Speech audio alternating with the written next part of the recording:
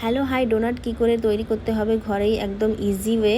তো সেটা দেখাচ্ছি। আমি 2 কাপ ময়দা নিয়ে নিয়েছি, 1.5 কাপ চিনি নিয়ে নিয়েছি, পিষে নিলে ভালো হয়।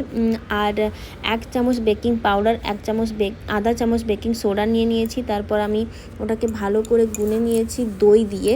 তারপর আমি 15 মিনিট থেকে আধা ঘন্টা তোমাকে রেখে দিতে হবে রেস্টে। তারপর আটার মতো বেলে তোমাকে ওটাকে শেপ করে দিতে হবে, যেমন শেপ তুমি চাও।